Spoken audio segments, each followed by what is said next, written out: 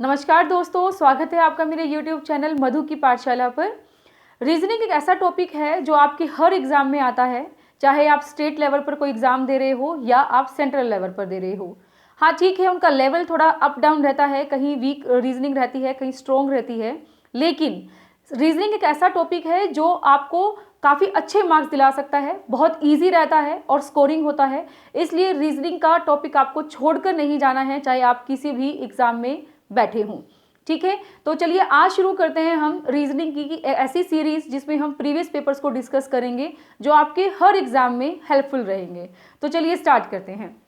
देखिए, सबसे पहले हमारे पास है फर्स्ट क्वेश्चन, निम्न श्रृंखला को पूरा करें। श्रृंखला जब आ गई यानी कि सीरीज की हम बात कर रहे हैं, तो ये देखने के बाद आपको पता लग गया होगा कि अल्फाबेटिकल सीरीज की बात हो रही है। जब अल्फाबेटिकल सीरीज आप सोल्व कर रहे हो तो आपको अल्फ़ाबेट्स के नंबर याद करने ज़रूरी हैं। अब वो नंबर्स कैसे याद करेंगे, उसके लिए जैसे हमने याद किया है ट्रिक के साथ, इजोटी। आप ये याद रखिए, ये जो नंबर्स हैं ये 5 के पहाड़े पे जाते हैं, 5, 10, 15, 20, 25, और उसके आसपास के नंबर फिर आपको याद रह जाएंगे। या फिर एक और तरीका होता है एफ का पू। ठीक है, ये 1, 6, 11, 16, 21, यानी कि जो 5 का पहाड़ा है उससे एक एक नंबर आगे ले लो। एक तो हमारा शुरू हो ही रहा है ए से, ठीक है। उसके बाद 5 के जो पहाड़े थे उसमें हमने क्या कर दिया, एक एक ऐड कर दिया। ठीक है, अगर आपको ये चीज़ें याद हो जाती हैं तो आप क्या कर सकते हैं, इनको ईजिली सोल्व कर पाएंगे। ठीक है, जैसे कि अब इसमें नंबर्स हमें लेने हैं, तो नंबर्स में डब्ल्यू है, ठीक है, इजोटी। अब हमारे पास क्या है, इजोटी में वाई है। वाई कितने नंबर पे है, 25 नंबर पे है। डब्ल्यू जो है इससे पहले आता है, या ये कहिए टी के बाद आता है। ठीक है, 20 याद रख लिया, T U V W 23 number पे आ जाएगा, यहाँ हमने 23 लिख दिया। ठीक है, ई का पता लगी गया, 5 नंबर पे आ रहा है। एस हमारे पास है, एस क्या जाएगा, एस टी 20 नंबर से पहले आ रहा है, 19 पे आ जाएगा। जी कैसे जाएगा, ई एफ जी, तो 7 नंबर पे आ गया। इस तरीके से आप क्या कर लेंगे, इनके नंबर्स फाइंड आउट कर लेंगे। ठीक है, मैं इनके नंबर आपके लिए लिख देती हूँ। ठीक है, यहाँ आ जाएगा 16, जे 10 आ रहा है, एल आई जे के एल, तो हमारा हो गया ये 12, एन हो जाएगा 14, एम एन, ठीक है, आई रह जाएगा, आई जे 9 नंबर पे एक पीछे रह गया, एस दोबारा से आ गया, हम यहाँ से 19 उठा लेंगे। ठीक है, इस तरीके से हम इसको क्या कर लेंगे, रिलेट करा लेंगे, सारे नंबर्स हम इसको निकाल लेंगे। फिर क्या करेंगे, इस पॉइंट का दूसरे पॉइंट के साथ रिलेशन निकालेंगे, फिर इसका इसके साथ रिलेशन निकालेंगे। ऐसे करते करते हम आगे तक पहुंचेंगे। यहाँ पे हमारे पास था 23 और यहाँ पे था 19। 23 और 19 में कितना डिफरेंस आया, ध्यान से देखेंगे। 19 के बाद 20, 21, 22, 23, 4 नंबर का डिफरेंस आ रहा है, यानी कि कम हो रहे हैं। ठीक है, इसी तरीके से 19 और 16 में हमारे पास कितना आ रहा है, 3 नंबर का डिफरेंस आ रहा है। 16 और 12 में 4 नंबर का, देन 12 और 9 में 3 नंबर का। तो एक पैटर्न बन गया ना हमारे पास। यहाँ पे क्या पैटर्न बना, 4 3 4 3, माइनस में चल रहे हैं। तो नेक्स्ट हमारे पास क्या आना चाहिए, नेक्स्ट हमारे पास आना चाहिए 3 के गैप के साथ, 4 के गैप के साथ। तो 3 का आ चुका है, 4 के गैप के साथ आएगा। तो क्या कर देंगे, आई के लिए आप 4 नंबर पीछे चले जाएंगे।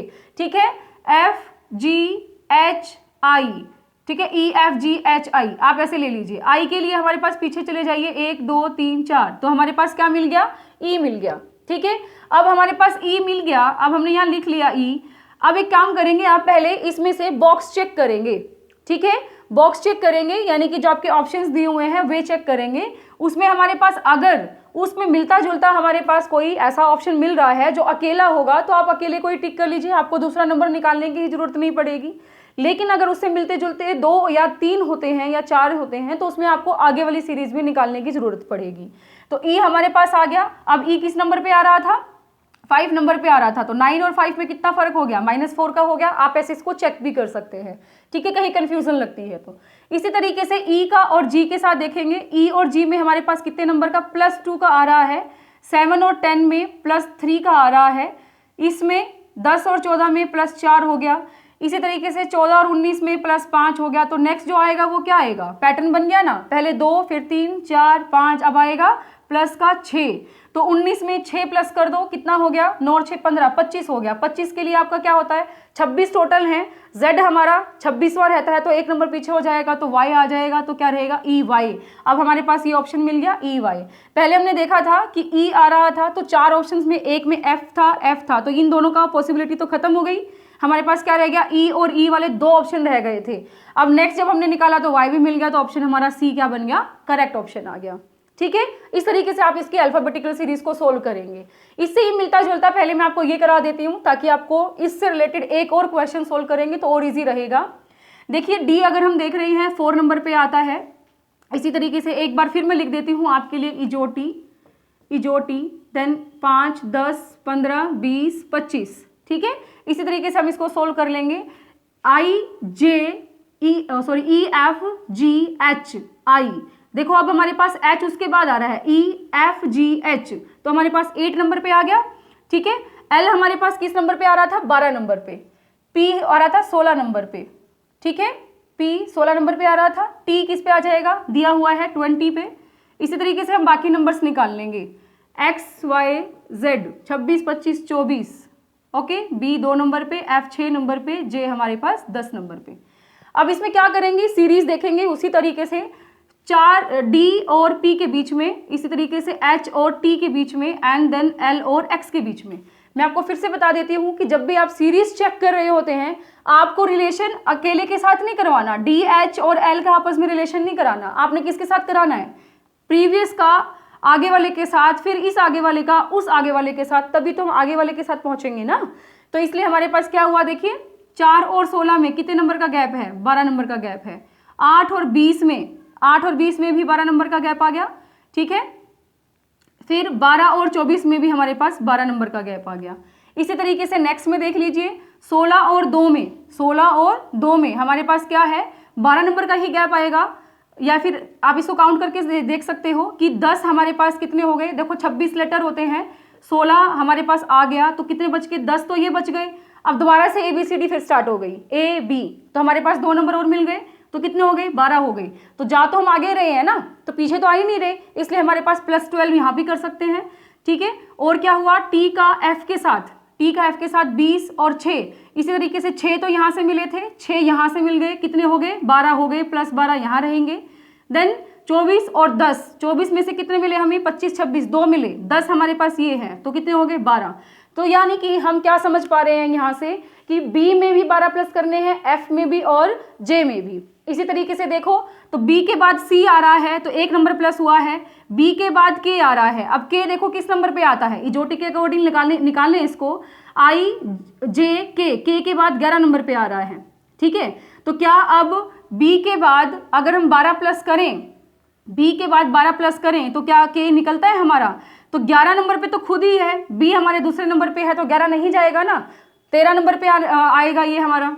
तो N देखेंगे, N किस नंबर पे आता है, 14 नंबर पे आता है, तो 2 हमारे पास ये है, 12 हमें चाहिए थे, प्लस करके करेंगे तो 14 बनते हैं कि नहीं बनते हैं, तो ये हमारे पास क्या हो गया, 14 नंबर पे आ रहा है, इसलिए हमारी इसकी पॉसिबिलिटी बढ़ गई। लेकिन अभी हमने 4th चेक नहीं किया है, 4th भी चेक करना है आपने। ठीक है, वहाँ क्या मिल रहा है, O किस नंबर पे आता है, 15 पे, तो B में अगर हम 12 प्लस करते हैं, 2 में 12 प्लस करेंगे तो 14 आते हैं, लेकिन ये तो 15 नंबर पे है हमारा, इसलिए हमारे पास ये ऑप्शन नहीं रहेगा। ये दोनों हमारे पास कट हो गए थे, बाकी सीरीज चेक करने की जरूरत ही नहीं है। NRV हमें क्या मिल गया, हमारा ऑप्शन मिल गया है। इसी तरीके से टाइम को बचाना है अपने पेपर में, ये नहीं है कि आप उसमें जरूरी है कि मैं तो R और V का भी देखूंगा कि भाई ये मैच हो रहा है कि नहीं हो रहा है, वो बात की बात है। अगर आपका आंसर ही गलत है वहाँ पे, तो वो बोनस जो पॉइंट मिलेंगे वो सबको मिलेंगे, आपको जरा सोचने की जरूरत नहीं है वहाँ पे। आप सिर्फ 1 पॉइंट मिल गया, हिंट मिल गया, ठीक है, उसको करेक्ट करते हुए आगे चलो। टाइम की किल्लत होती है, टाइम को ही बचाना है। नेक्स्ट देखिए, किसी सांकेतिक भाषा में ग्रांट को UOBSH यानी कि ये नंबर लिखा गया है, टाइम को FNJU ये लिखा गया है। तो पूछा है कि प्राइड को क्या कहा जाएगा। तो इसमें हम क्या करते हैं, पहले इन दोनों का आपस में रिलेशन बनाएंगे,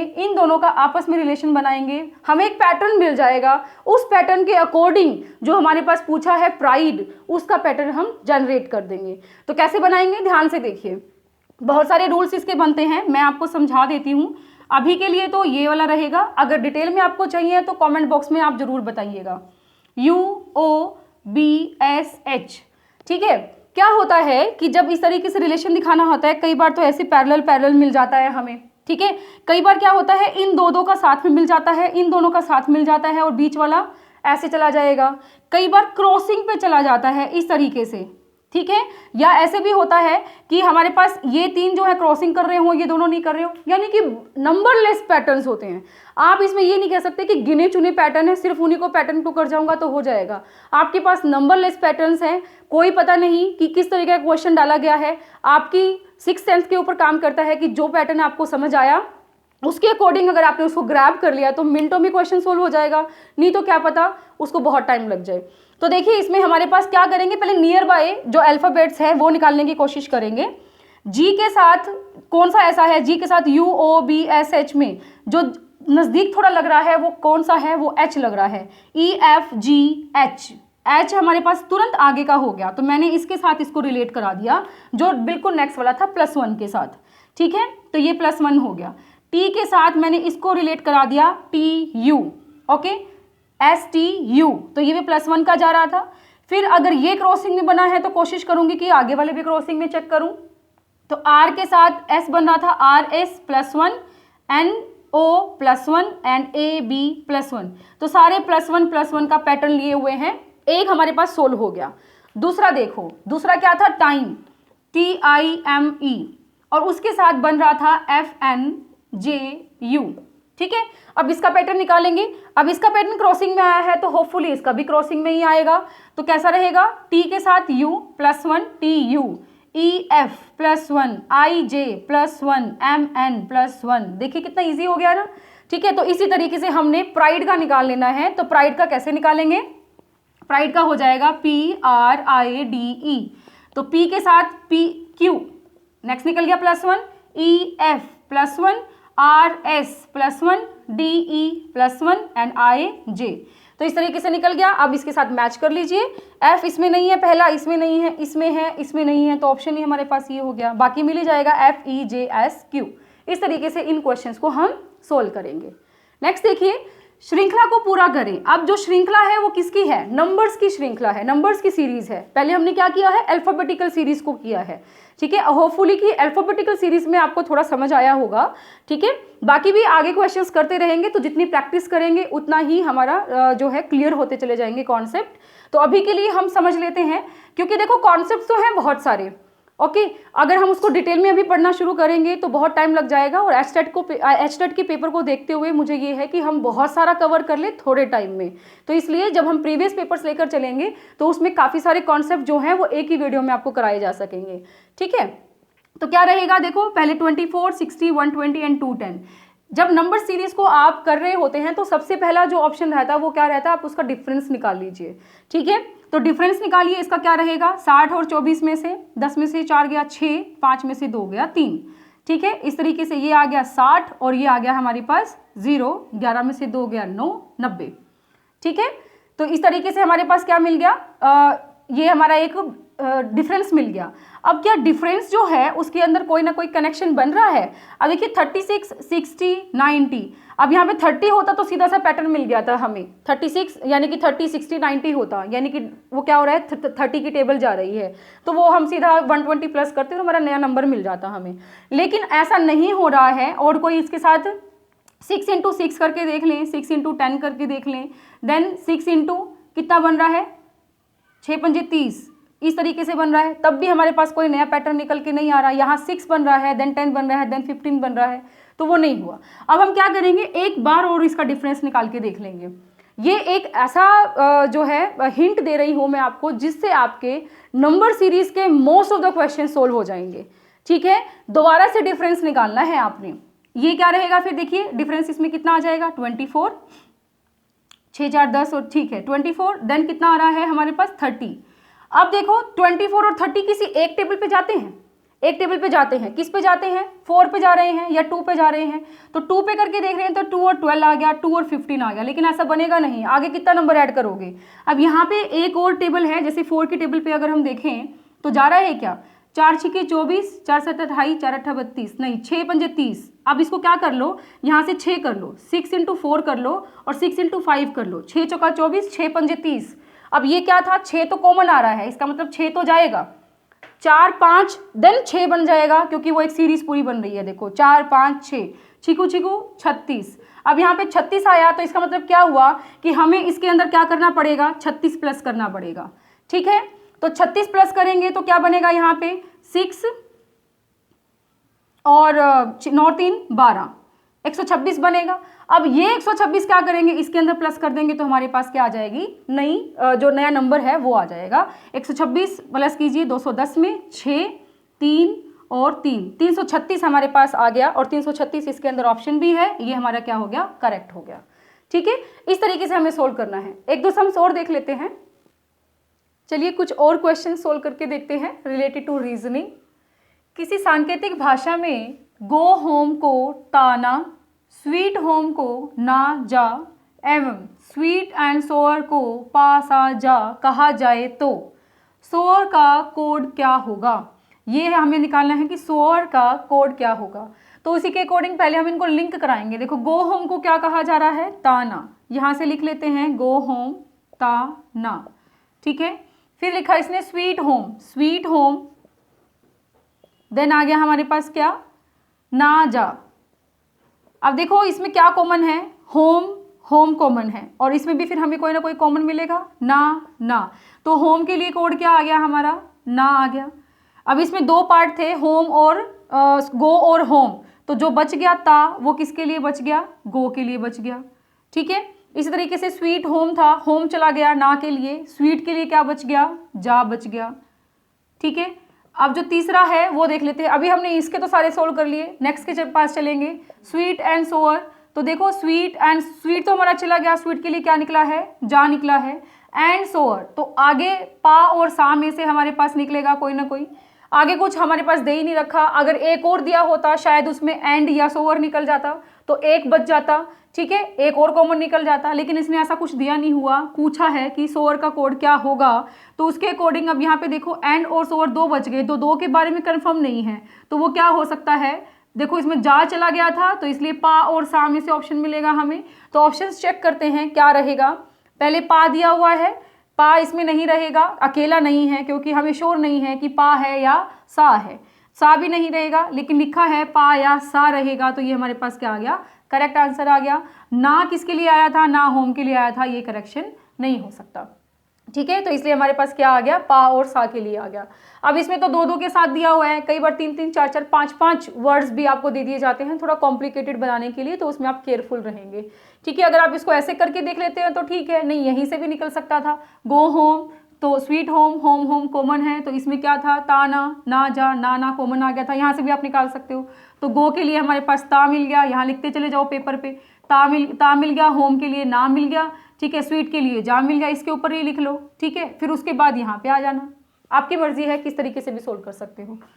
ड्राइवर को हमने 12 लिखा है, पेडेस्ट्रियन को 20 लिखा है, एक्सीडेंट को 16, तो कार क्या क्या अक्षर आएगा ये हमें बताना है। तो एक बात होती है इसमें कि एक तो ये कि हम क्या करें, पहले सबके नंबर्स निकाल लें, उन नंबर्स को हम प्लस कर लें या माइनस करें तो हमारे पास 12 आए। अब प्लस करेंगे तो बहुत ज़्यादा चला जाएगा। एक तरीका ये भी होता है कि प्लस करने के बाद 1 2 3 4 5 6 हमारे पास इसके अंदर अल्फ़ाबेट्स हैं, तो क्या पता 6 से डिवाइड करने के बाद निकल जाए। तो ये डिपेंड करता है कि हमारे जो क्वेश्चंस दिए हुए हैं उसका कैसा नेचर है, उसी के अकॉर्डिंग हम निकालेंगे। लेकिन ये ऐसा इतना कॉम्प्लिकेटेड है नहीं, बहुत सिंपल सा है। रूल क्या लगा है, 1 2 3 4 5 6 इसके अंदर अक्षर हैं, इसका डबल कर दिया हमने, क्या मिल गया 12। इसमें कितने अक्षर हैं, 10 अक्षर हैं, तो 10 में से हमने मल्टीप्लाई कर दिया 2 से इसको, तो मिल गया 20। इसी तरीके से यहाँ पे 8 है एक्सीडेंट में अल्फ़ाबेट्स, तो 2 से मल्टीप्लाई किया 16, तो कार में 3 थे, 3 को 2 से मल्टीप्लाई करेंगे तो 6 आंसर मिल जाएगा, ये हमारा आंसर निकल गया। ठीक है, इस तरीके से करेंगे। अब देखिए नेक्स्ट क्या कहता है कि 2 व्यक्ति अपने कार्यालय से अपने अपने घर के लिए रवाना होते हैं। अब ये हमारे पास एक डायरेक्शन का क्वेश्चन निकल आया है, तो डायरेक्शन को भी आप अच्छे से कर लेंगे। पहला व्यक्ति उत्तर दिशा में 8 किलोमीटर चलता है, दूसरा व्यक्ति पूर्व दिशा में 6 किलोमीटर की दूरी तय करके अपने अपने घर पहुंच जाते हैं। तो दोनों व्यक्तियों के घर की सीधी दूरी कितनी होगी। तो डायरेक्शन पहले अगर हमारे पास हैं तो हम उसको और इजीली कर पाएंगे। डायरेक्शंस निकालने के लिए सबसे इजी बात ये है कि पहले आप इस तरीके का एक डायग्राम बना लें। यहाँ पे ये सारे कितने डिग्रीज पे होते हैं, 90 डिग्रीज पे होते हैं, ये बात सबको पता होगी। ठीक है, अब इसने क्या कर दिया, यहाँ पे डायरेक्शन हमारे पास क्या लेते हैं, नॉर्मली जो हम लेते हैं वो क्या रहती है, ये हमारे पास नॉर्थ है, ये साउथ है, ये ईस्ट है और ये वेस्ट है। ये तो एक नॉर्मल सा पैटर्न है, लेकिन कई बार क्या होता है कि इनको रोटेट भी कराया जाता है, उल्टा सीधा हो जाता है, तो आपको कई बार इसमें कन्फ्यूजन होती है कि नॉर्थ और साउथ कौन से रहेंगे। तो एक बात आप हमेशा ध्यान रखेंगे, एक ट्रिक मैं आपको बता रही हूँ, वो हमेशा के लिए याद रखेंगे आप, कि हम जब ईस्ट की तरफ फेस करके खड़े होते हैं, ईस्ट की तरफ फेस करके खड़े होते हैं, तो ये जो साउथ है, साउथ को हिंदी में हम क्या कहते हैं, दक्षिण कहते हैं। क्या कहते हैं, दक्षिण। और दक्षिण का मतलब हम द से निकाल लेते हैं, यहाँ पे दायां भी बना देते हैं हम हाथ के लिए, ठीक है। तो जहां हमारा फेस है, जो हमारा राइट हैंड रहता है, दायां रहता है, वो हमारी साउथ रहेगी हमेशा। ये एक ट्रिक है, ये याद रखिए, ठीक है। ये तो एक एडिशनल इंफॉर्मेशन मैंने दे दी। अब बात आती है दोबारा क्वेश्चन के ऊपर कि पहला व्यक्ति उत्तर दिशा में 8 किलोमीटर चलता है। उत्तर हमारे पास ये है, तो पहला हमारे पास यहाँ से 8 किलोमीटर चलेगा, हमने इसको दे दिया 8 किलोमीटर। दूसरा व्यक्ति पूर्व दिशा में, पूर्व दिशा हमारी ये है ईस्ट, ठीक है, 6 किलोमीटर की दूरी तय करता है, तो यहाँ से हमने ले लिया इसका 6 किलोमीटर, ठीक है। फिर क्या कहा कि दोनों अपने घर पहुंच जाते हैं, तो दोनों व्यक्तियों के घर की सीधी दूरी, अब ये इसका घर है, ये इसका घर है, तो इन दोनों के घर की सीधी दूरी हमें बतानी है कि यहाँ से अगर ये सीधा डायरेक्ट यहाँ पहुँचता है तो कितने टाइम में पहुँचे, कितना किलोमीटर हो जाएगा, ठीक है। अब देखो एक ये ट्राइंगल बन रही है कि नहीं बन रही है, और कौन सी ट्राइंगल बन रही है, राइट एंगल ट्राइंगल बन रही है, जिसमें एक एंगल कितना है, 90 डिग्री का। तो पाइथागोरस थ्योरम आई होप सबने पढ़ी है, 9 10 तो सब करके आए हो ना। तो पाइथागोरस थ्योरम में हमारे पास क्या था कि जो बेस होता है, बेस का स्क्वायर प्लस परपेंडिकुलर का square is equal to hypotenuse का स्क्वायर होता है। आधार का स्क्वायर, लंब का स्क्वायर इज इक्वल टू कर्ण का स्क्वायर होता है, ठीक है। तो उसके अकॉर्डिंग बेस कितना था, 6 था, ठीक है, 6 का स्क्वायर कर देंगे, और 8 हमारे पास इसका परपेंडिकुलर था, तो कितना हो गया 36 और 64 कितना आ गया, 100 आ गया। और वो किसके इक्वल है, एच स्क्वायर, हाइपोटेन्यूज स्क्वायर के इक्वल है। इसका अगर रूट निकालेंगे तो हमारे पास 10 आ जाएगा, तो क्या आ गया हमारे पास, सीधी दूरी जो होगी वो कितनी हो गई, 10 किलोमीटर हो गई। ये हमारा आंसर आ गया। इस तरीके से निकालना है। नेक्स्ट देखिए, ए एक्स का पिता है। यहाँ से हमें पता चल रहा है कि ब्लड रिलेशन का ये क्वेश्चन है हमारा। तो ब्लड रिलेशन में हम किस तरीके से सोल्व करेंगे वो आपने ध्यान देना है। फटाफट से स्टेटमेंट पढ़ लेते हैं कि ए एक्स का पिता है, बी वाई की माता है, ठीक है, और x और z की बहन y है। तो इस तरीके से 3-4 रिलेशन हमारे पास दे दिए। तो देखो रिलेशन बनाने के लिए हम क्या करते हैं, a x का पिता है, x हमारे पास कोई बंदा है, उसका पिता कौन है, a है। तो इसका हमारे जेंडर पता नहीं लगा हमें, लेकिन जब हमारे पास ये होता है कि मेल के लिए हम पॉजिटिव प्लस यूज़ कर लेते हैं और फीमेल के लिए हम माइनस यूज़ कर लेते हैं। ये बात ध्यान रखनी है, उससे वो ईजी रहता है, ठीक है। तो ए हमारे पास क्या बोला था, इसमें पिता है, तो पिता है तो हमने ऐसे रख लिया। और जब इनका रिलेशन जो है एक जनरेशन का रहता है तो हम इस तरीके से ऊपर नीचे लिखते हैं। सेम जनरेशन के होते हैं तो पैरेलल चलेंगे, ठीक है। तो इसलिए ए एक्स का पिता है, बी वाई की माता है। अभी इनका कोई रिलेशन नहीं दिखाया इनके साथ, तो बी को अलग से ले लेंगे। बी वाई की माता है, वाई हमारे पास कौन है, कोई भी है, उसकी माता कौन है, बी है। और बी को नेगेटिव लिखेंगे, क्यों लिखेंगे, ये स्त्री है, फीमेल है, ठीक है। एक्स और जेड की बहन वाई है। अब देखो वाई ये रहा, वाई और एक्स जेड का क्या लिखा है, एक्स और जेड की बहन वाई है। तो बहन हो गई तो माइनस हमने लगा दिया क्योंकि ये फीमेल है, पता लग गई। एक्स और जेड हमने लिख लिया यहाँ पर, ठीक है। एक्स और जेड की बहन वाई हो गई। अब इनका नहीं पता कि ये भाई हैं कि बहनें हैं। निम्न में से कौन सा कथन आवश्यक रूप से सत्य नहीं है। हमें बताना है कि इसमें से 4 ऑप्शन में से कौन सा सत्य नहीं हो सकता। देखिए बी जेड की माता है, बी जेड की माता है। अब ये बिल्कुल ठीक है, क्यों, क्योंकि ये तीनों क्या हो गए थे, आपस में बहन भाई हैं। तो अगर ये बी वाई की माता है तो इनकी भी तो माता होगी कि नहीं होगी। तो ठीक है, ये हमारे पास क्या हो गया, करेक्ट हो गया। एक्स जेड की बहन है, एक्स कहाँ है, ये है, ठीक है, ये जेड लिखा है हमारे पास। अब हमें नहीं पता एक्स जेड की बहन है कि नहीं है, लेकिन पॉसिबिलिटी हो सकती है।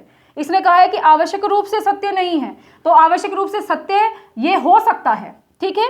बी ए की पत्नी है, बी ए की पत्नी है। अब देखो यहाँ पे क्या हुआ था, एक्स लिया था, एक्स यहाँ पर भी है, तो एक्स के पिता कौन थे, ए थे, और एक्स वाई के जो है बहन भाई कुछ भी है, ये इसकी माँ है, तो ये इसका पापा है, ये इसकी माँ है, तो ये आपस में हस्बैंड वाइफ हुए कि नहीं हुए, ठीक है। तो ये भी हमारे पास क्लियर हो जाएगा।